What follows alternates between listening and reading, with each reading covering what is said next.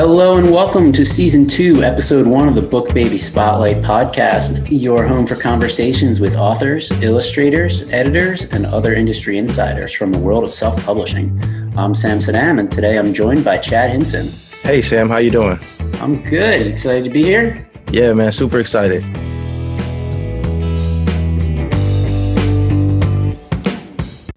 During Season 1 of the BookBaby Spotlight, I had a ton of interesting guests. Please check out all those episodes. They're in the backlog there. But the underlying question from March on was, of course, the pandemic.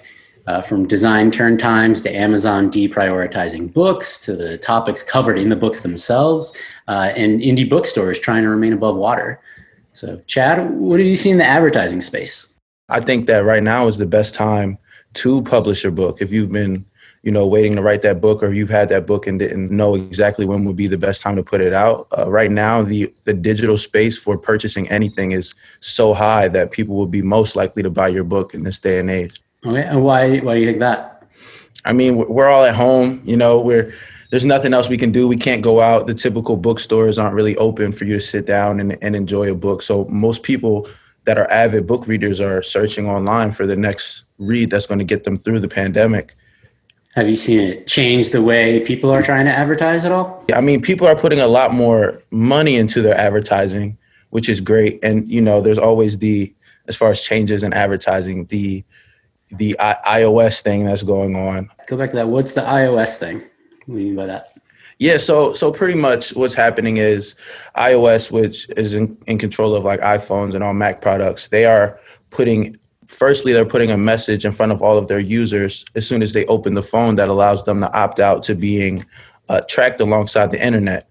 What this pretty much does is allow advertisers to serve you ads based off of your interests. So I'm sure one day you may have looked up a pair of sandals online, and next thing you know, you're across social media or across a different website and you see a bunch of advertisements about sandals. And that's because, or worse, definitely it could get worse than that. But yeah, that's because advertisers typically are able to track your interest and provide you ads that are similar to that. But now what iOS is doing is making it easier for a lot of people to opt out and have more control over their privacy, which will make it a lot harder for advertisers to advertise straight to you. From a distribution end, BookBaby and our wholesale partners are running more or less on time. Amazon's been struggling to keep up for a bit. I don't think it was as bad as we really expected for the holidays. Last year and the year before that, we had stories of Amazon trucks that are miles long outside their warehouses. And I don't think we had as much of that this year. I'm wondering if that's because they were kind of spacing out that chaos throughout the year or what. But they basically route and schedule their own pickups. So from the BookBaby's end, we're just kind of having the books available as soon as Amazon's ready to come pick them up. I think that's a good thing that we have Bookshop in that case. Yeah, then we're not depending on Amazon for that. With Bookshop, we're not relying on any external vendors. Of course, readers buy our authors' books directly from us, and we're able to give people the largest royalty rate. What type of books are being published right now? So here at BookBaby, we are a self-publisher. As you know, we publish books in every genre. But there has been an increase in isolation journals, self-help, mental health type books. One of the most interesting stories I came across was a 9-year-old, Prisha Hadu, who published with us. Well, there's a lot of stuff in my book. There is, as it says right here, it has practical online schooling, hobbies, and a lot of stuff related to COVID-19. So in this book, you're going to see basically a lot of my perspective. That's why the title is Pandemic 2020, a 9-year-old's perspective. It's a lot of my emotions, my feelings, and I feel like it really expresses me just naturally. So when you read this book, you're going to see a kid, a 9-year-old, now 10, telling you, suitable tips and just embracing the power. I did use a portion of my book to donate things. Like just maybe like a week or two ago, I donated 1,050 meals to Dare to Care Food Bank from my book sales. Wow. And also $500 to Team Kentucky and more known for Andy Pashears. So to help people in COVID-19 related organizations. So I look forward to doing more donations. Did your parents offer you editorial direction or anything like that along the way? No, it was really, I sat down on my dining table and I started writing a book. I started writing paragraphs, which formed into a book. And then it just kept going through. And then when it was read, I went through it, but like not much editing at all. And even if it was some, then my parents would know about it. But for now, yeah, no, not much editing at all. Did your teacher give you any extra credit when you told her that you had a book that you'd written? She was very happy about it. And even if she would, I would tell her not to. It's something that was just a part that added to my resume, that added to my career, that added to me. So I don't think I should be getting extra credit for something that I did from my heart. But I'm always ready for challenges. So. Her book was really interesting to me. One, just because she was the youngest author I think that we have on BookBaby, if I'm not mistaken, right? As far as I know. Yeah.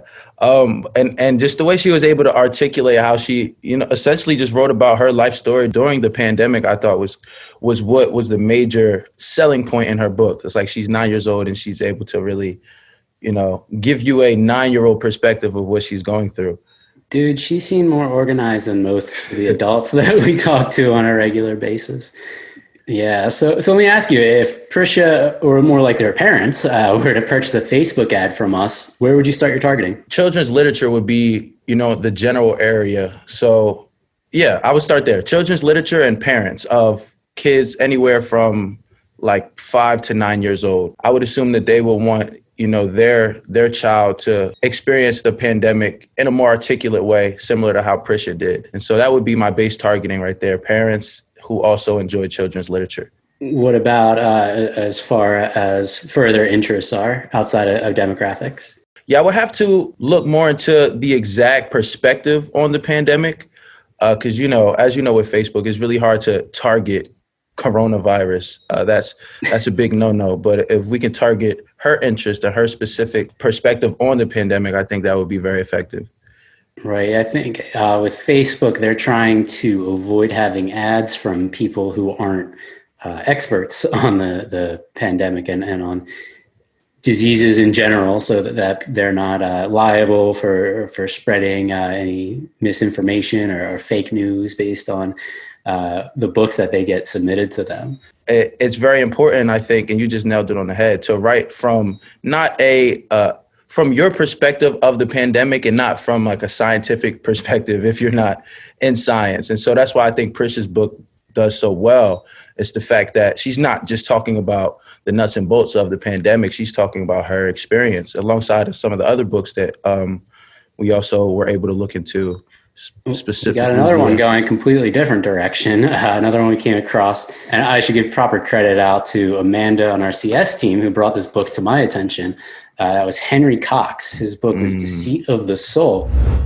Well, the story basically was be looking at all the issues in the media and other sources, saying there are too many unanswered questions and things were not adding up. I have enough of even though I'm a lawyer litigator by background, of course, we get into expert witnesses all the time. I have a lot of expertise in other areas. Academically, I go back into statistics and human dynamics and that sort of thing, as well as science, biology, chemistry. But things just weren't making sense. And we're getting inconsistent answers to things that shouldn't be inconsistent. Everybody, anytime somebody says, oh, we need to listen to the science, that's usually the person that's not following the science.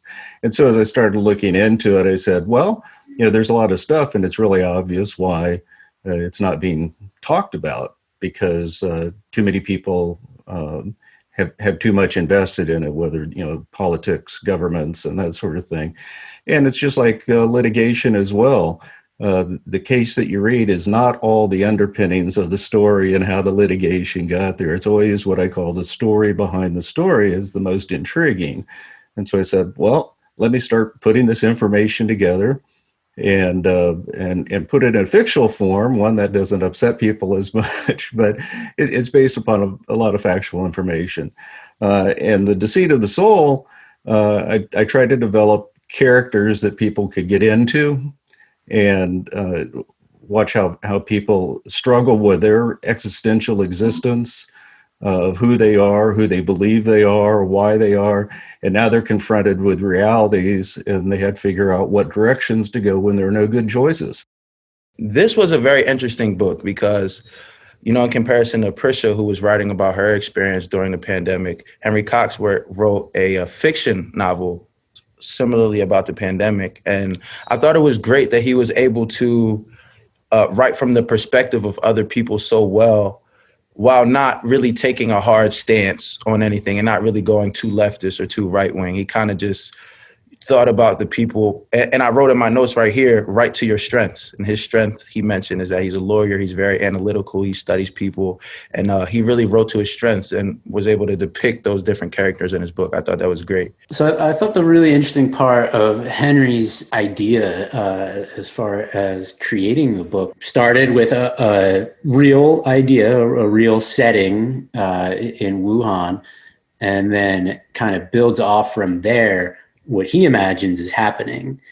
And then, some of it was correct. It turns out, he was correct in his guessing. I'm not sure how much of that was guessing, just making things up versus kind of making an informed decision based on the news that he was seeing coming out. But I was definitely curious to how much of his book was sensationalized. I was just going to say, man, when it comes from a marketing perspective, that, marketing really is supposed to imitate, human interaction. And I think with a lot of these books, especially during the pandemic, people want to be, taken out of reality right now, out of like the pandemic stay at home situation where we're bored and we have nothing to do. And I think his book does a great job of addressing the times that we're in and then kind of taking you into a world to where you can sort of escape what's going on around us. I think that's what makes this book so strong and easily marketable as well. So what would be some things you would look at for trying to promote that book? Off of just looking at it first glance, for the Air Force, the fact that he talks about, Royal Air Force commanders and things like that. I'm sure other people who've experienced that would like that. This is kind of like a military sci-fi, so like thriller fiction, people who enjoy thriller fictions or military fiction. And it seems suspense. So if I can find like a nice audience, a sizable audience for like suspense novels or just suspense in general, I think that they would really enjoy that as well. So one of the other books we have here to talk about is Christy Nelson. Her book is Masked Heroes, and she is an artist who did portraits of all of these different first responders. So I'll let her tell you about it. So I'm a former art teacher, and I stay home right now with my little ones. I have 3 kids, 5 and under, and we do a lot of sidewalk chalk. So especially during the pandemic, we started coloring outside a lot and writing positive messages on the sidewalk and the driveway, just to spread some positivity throughout our neighborhood. My next door neighbor is she was working the COVID unit here in Houston. And my sister-in-law is a labor and delivery nurse in Houston. And during that, the PPE new attire that they had was just so different and so wild for them. So a lot of healthcare workers were sending portraits of themselves to family members or posting them on social media as just their new norm. And I guess that was their way of expressing and journaling what they were experiencing. So they sent to my neighbor and my sister-in-law, both sent me a picture of themselves in the same week. When they did that, it was just on my brain to draw them. I would see portraits, it was different. So I drew a portrait of a nurse wearing a mask on the sidewalk and wrote, "Thankful for these superheroes." After that, another neighbor who is a runner, she is a MD Anderson nurse, and she ran past the sidewalk and posted a picture and a big post about it on our neighborhood Facebook. And after that, I just realized the impact that had on the essential workers and also the community recognizing that they need to be thankful for everything that they're going through. So I drew my sister-in-law like actual portrait of her, not just the sidewalk chalk, and I gave it to her as a gift, and I did the same thing for my neighbor. After that, I had a lot of requests. They put it on Facebook, and a lot of requests started coming in from all over the place, from New York, Florida, all over the United States, to draw these healthcare workers. It was very hard and very time consuming because I have a full life with my own kids, but I felt compelled, like no other project has ever compelled me, to do this as a way to shed some kind of light and unity in this situation. And BookBaby was amazing. All the sites that I looked into, they just didn't offer everything that BookBaby offered. And I love the book. It turned out beautifully. And what was that? What were the services that you decided, I can't do without this, I got to go with BookBaby? Sure. The global distribution was a big point. I do like that. I also like that you have your own BookBaby webpage, which is great. And that BookBaby doesn't take all of the royalties like other companies do. So many and so much of it, such a huge percentage of it anyways. A big part of this book was to give back. So 30% of all of my sales go to the Brave of Heart Fund, which gives back to the families of healthcare workers who lost their life to COVID-19. So I wanted to make sure that I wasn't getting $1 per book if possible, because that's just losing out for all of the help that can be aided to that foundation. All right, so how do you promote an art book like this? I mean, it's no surprise. There are a lot of people who enjoy picture books, people who enjoy art books. I would start there. And then, judging by her book in particular, she talks a lot about first responders. And so there's a golden spot somewhere right in the middle where there's like people who are interested or are first responders who also like picture books. And I think that right there, without even having to be too complicated, would sell her book tremendously. Or even just a family of first responders, if that's possible. So it's kind of like a Venn diagram, right? So you have all of these different targeting things to go for. Everybody fits all this different criteria, and then Facebook matches it up after we tell them what to do, right? And the expertise goes in kind of knowing these things, knowing how to work with Facebook, knowing what interests are out there to be targeted, and also being familiar enough with the book and the author to connect the author to the audience, I think is where the expertise comes in, and what we're, according to our very happy customers and clients, really good at. All right, that is what we have to do. So we have some other interesting marketing ideas coming from one of our authors. I'm not sure if she just got lucky with her plans, but she sent us some hand sanitizer packages with the cover of her book custom printed on. Mm-hmm.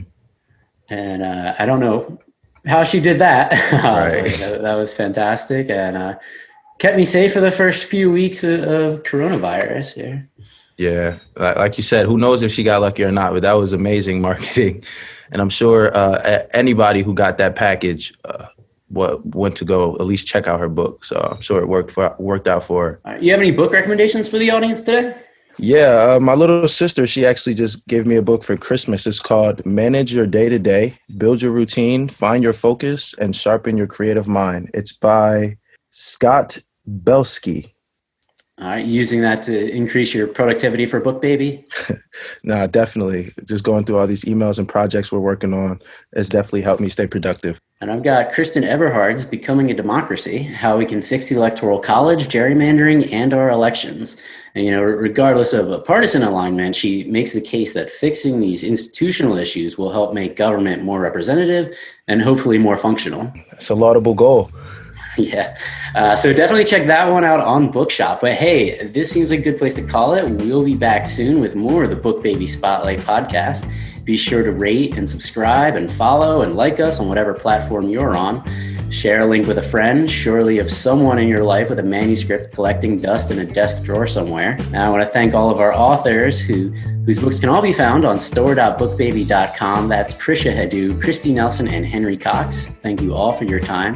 And thank you, Chad, for co-hosting today's episode. Thanks for having me. And if you want Chad to create a Facebook ad for your book, or you have any other projects you want to get published, our staff would love to hear from you. 877-961-6878 or info@bookbaby.com. Now stay tuned for a bonus chat with Stephen Spots.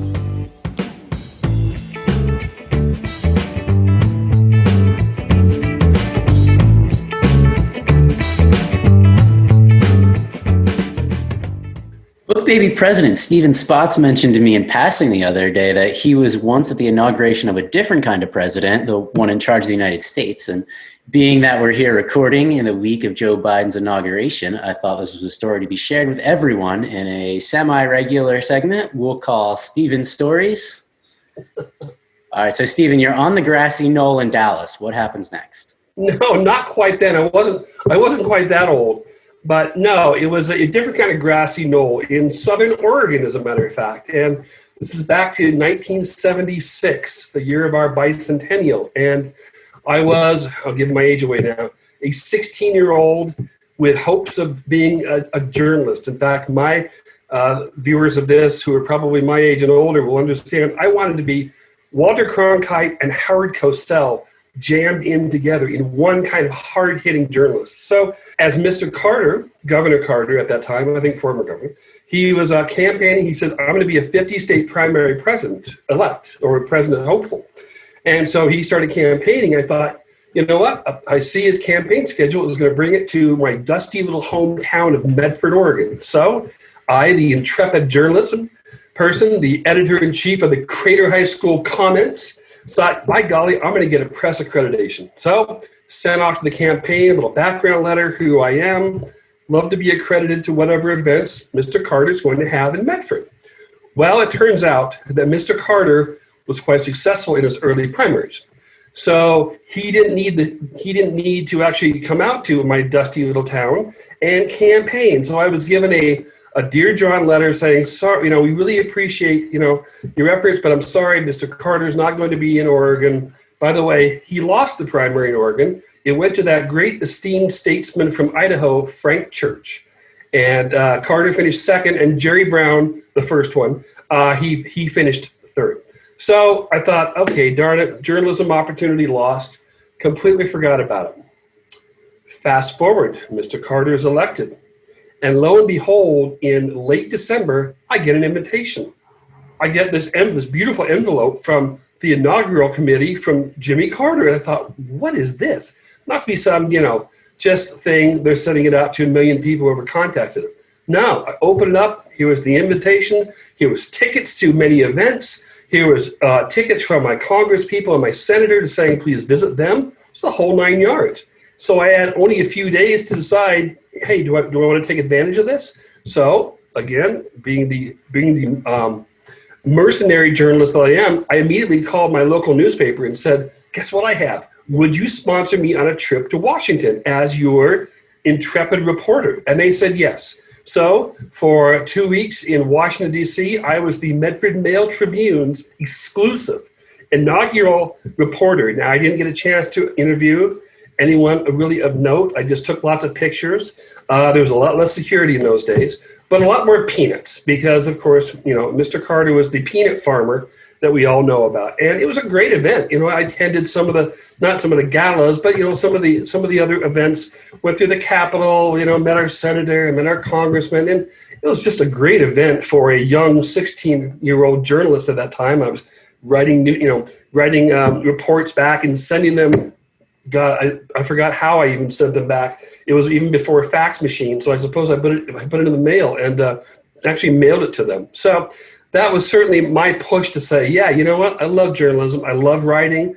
I love getting the word out to people. So memorable event. But yeah, it seems like it was just yesterday.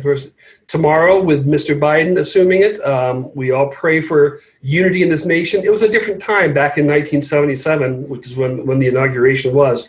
But I pray that our country will come together and have more unification that we're all hoping for.